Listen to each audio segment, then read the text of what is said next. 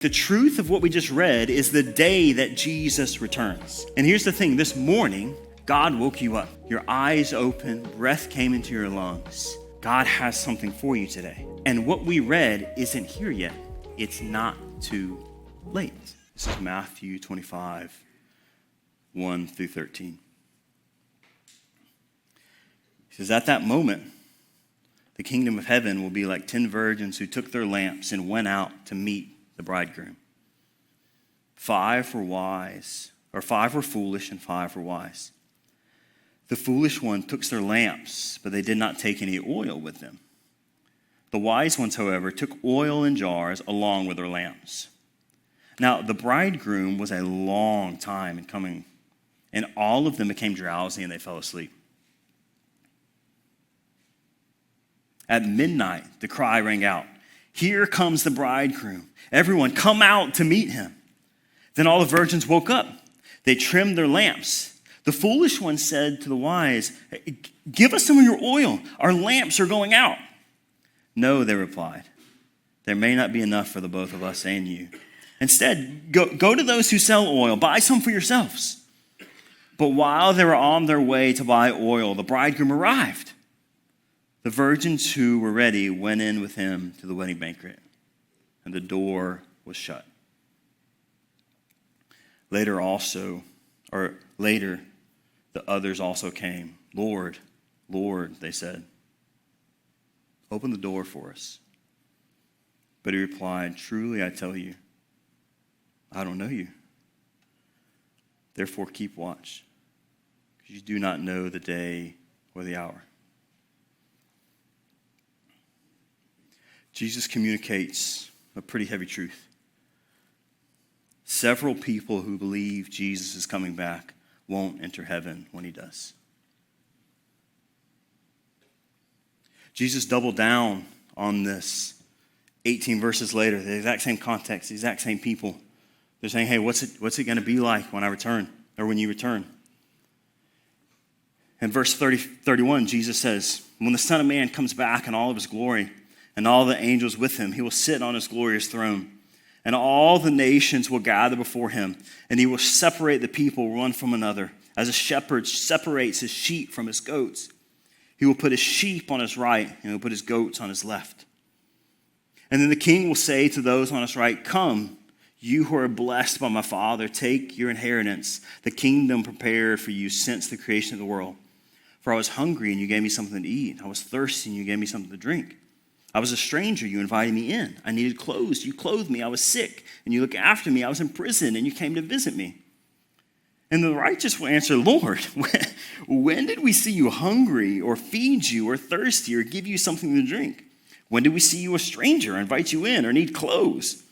When did we see you sick, or in prison, or visit you?" And the king will reply, "Truly I tell you, whatever you've done for one of the least of these brothers and sisters of mine, you did for me." Then he will say to those on his left, "Depart from me, you who are cursed, into eternal fire prepared for the devil and his angels. For I was hungry, and you gave me nothing to eat. I was thirsty, you gave me nothing to drink. I was a stranger, you didn't invite me in. I needed clothes, you didn't clothe me. I was sick, and I was in prison, you didn't look after me." And they will answer, look at this word, "Lord, when did we see you hungry, or thirsty, or a stranger, and need clothes, or sick, or in prison? When did we not help you?" And he will reply, "Truly I tell you, whenever you did not do for the least of these, you did not do for me." Then they will go away to eternal punishment, but the righteous to eternal life. Several people who believe Jesus is coming back won't enter heaven when he does.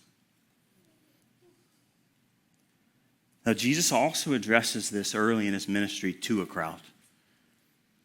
It was one of the very first times Jesus got up to teach publicly. In Matthew 7:21, he says, "Not everyone who says to me, 'Lord, Lord,' will enter the kingdom of heaven, but only the one who does the will of my Father who is in heaven. Many will say on that day, 'Lord, Lord, did we not prophesy in your name? Did we not drive out demons in your name? Did we not perform miracles in your name?' And then I will tell them plainly, 'I never knew you. Away from me, you evildoers.'" Several people who believe Jesus is coming back won't enter heaven when he does.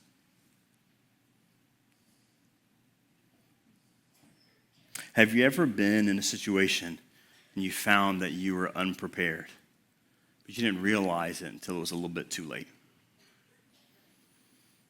I wrestled when I was in high school, and so that means, like several of you that played high school sports, I have glory days stories that I like to share. All right, and I was no Olympian, but like I enjoyed wrestling. I placed high in a couple tournaments. Like, it was fun to me. And I recently connected with a buddy of mine that I wrestled with in high school, and he does jiu-jitsu now. And so he's like, hey, you should come and do jiu-jitsu with me. And I was like, just awaken the beast, baby, you know? I hung it up for a little while, but why not, And so I remember thinking through this process, I was like, and so I wrestled for about 15 years, right? And again, I enjoyed it. I spent a lot of time doing it. And I was like, man, these jiu-jitsu guys, I tell you, they're going to, and I didn't think I was going to walk in and just like dominate, but for sure, I was like, they're going to be like, man, look at this guy. He's never done jiu-jitsu in his life. Look how well he rolls and grapples, And so I was excited to grace them with my presence, basically, to show them, like, let's do this. This is fun, right? So I get there, and we're warming up a little bit. It gets to the end, which, if you don't know what jiu-jitsu is, I'll explain it this way. It's grappling, but basically you try to kill each other, but the person's got to tap before you die. Is really what it is. Like, whether you're choking somebody out or you put them in like some sort of hold, like a submission, where it's like, I'm about to break your arm, you better tap, right? That's what it is. And so, but me, I was like, I've seen the UFC. I want to choke somebody out. Right? I know what a triangle choke is. Like, I know what arm bar is. I've seen that happen. The deal. I was excited. I was like, I'm going to go choke somebody out today. Like, it's going to be great. And like, it's just what we're supposed to do. So anyways, so we do this, we go through the technique of the day, and it gets to the point where we're going to grapple, or they call it to roll. And so I was like, I'm just going to roll with the buddy that brought me. Now here's the thing, the buddy that brought me has one of those like colorful belts, which like a jiu-jitsu, you get different belts, and it's kind of like more colorful you get, till you get to the end where it's black. Anyways, so he's been doing jiu-jitsu for a while. But here's the thing. When we were in high school, when we wrestled, right, this is the relationship I had. Like, he was a good wrestler, but I beat him wrestling every time. And so I was like, you already know what's going to happen. You know what I mean? We've been here before. Remember in high school? Like, we've done that. We've been in this exact same spot before, right? And so we get started. He grabs my gi, twists it around my neck. You know what I mean? And I was like, whoa, what just happened here? Right? And that happened about 3 or 4 times. And I was like, no, I want to. And so then I decided, like, I'm going to stop rolling with these guys that got all these colorful belts, and I'm going to find somebody with a white belt, all right? Because I know what that means. That means that you aren't good enough to get another belt yet. And so maybe it's 2 years, 1 year, 3 years, I don't know, all right? But that's the problem, right? These guys not only did other things, they've been doing jiu-jitsu for 15 years. And so I was like, I'm going to find somebody who's just been doing it for 1 year. And then my 15 years of wrestling, now I'm going to choke somebody out, all right? And so I find somebody, I'm like sizing these guys up. I was like, I don't want to get choked out again. All right, so I find somebody, I was like, you got it. And so we get into it, and sure enough, I take him down. I was like, we're back, baby. We're back. We are back, right? Anyway, so I get into it, but within like 15 seconds later, I find myself on my back. I'm like, what just happened? And then my arm gets like twisted in a way that I was like, I don't even know what's happening, right? I did not win a single time. Not once. Like, even against the little guy with the white belt. I was like, and I also haven't been back since, all right? But here's the thing. I generally thought, like, I didn't think I was perfect. I didn't think I was a master in jiu-jitsu, none of those things. But you know what I did think? I thought I was ready. And I didn't realize I wasn't ready. It was a little bit too late. Jesus teaches a really hard truth. That some of you sit, and when you think about faith and God and have conversations, your mindset is, I'm not perfect, but I think I'm ready. And Jesus says, several people who believe Jesus is coming back won't enter in heaven when he does. I don't think my illustration fully explains it, but it brings to life a truth that Jesus is trying to get across. And I know several of you, when you hear the words of Jesus, what we just read, there's challenge and there's tension. There's questions. You see yourself in the parable. And it's at this moment that I wish I could sit across my kitchen table with each of you. It's at this moment that I wish that we were in a living room, because then I could say, hey, how does that make you feel? Where do you see yourself? Does this create any tension? Do you think Jesus is too harsh? Do you think this is true?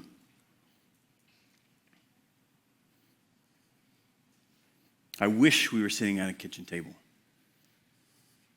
because I know this tension comes up. And whether you're a follower of Jesus or you're discovering who Jesus is, this type of truth that's in the Bible is better done in a smaller context. I think it's better done over a kitchen table or a living room. But I'll tell you, I've spent the last 2 months trying to think through and imagining that we were sitting there.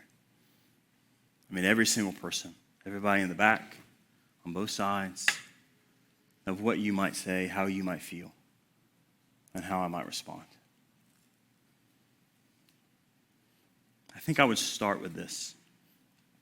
I would say that everybody that I've studied these types of verses with, everybody that I've studied this parable with, whether they're a follower of Jesus or not, everybody has had the exact same response.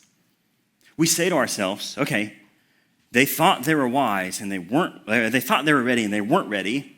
Well, I think I'm ready, but how do I know I'm actually ready? Because they thought they were ready, so I want to be ready.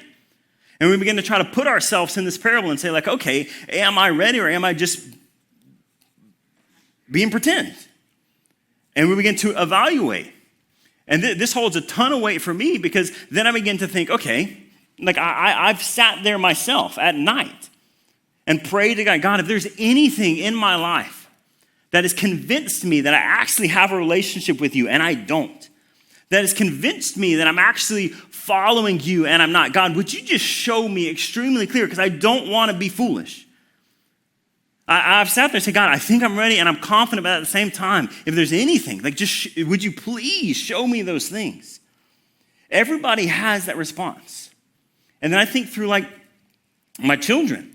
It's like, okay, if I'm living a foolish life, where if I stand before Jesus, he's going to look at me and say, hey, depart from me, I never knew you. My kids are looking at me as the primary example of how do you follow Jesus. And so not only am I foolish, now I'm teaching my kids to be foolish. Everybody that I've talked to begins to think through these thoughts, and we want and desire, and we say, okay, there's some tension here. And I think it's the response that Jesus intended us to have. It's the thoughts that Jesus desired us to have. And if you've had any of those thoughts, whether it's today or any time in life, let me start with some really good news. It's this. It's not too late for you. If you've thought, I don't know if I'm going to heaven. I don't know if I'm a sheep or a goat. I don't know if I'm wise or unwise. I'm here at church and I think about, like, I don't know. It's not too late. Here's what I mean. We talked about how Jesus changes everything in different moments. This parable is about when Jesus returns. Like, the truth of what we just read is the day that Jesus returns. And here's the thing. This morning, God woke you up. Your eyes open, breath came into your lungs. God has something for you today. And what we read isn't here yet.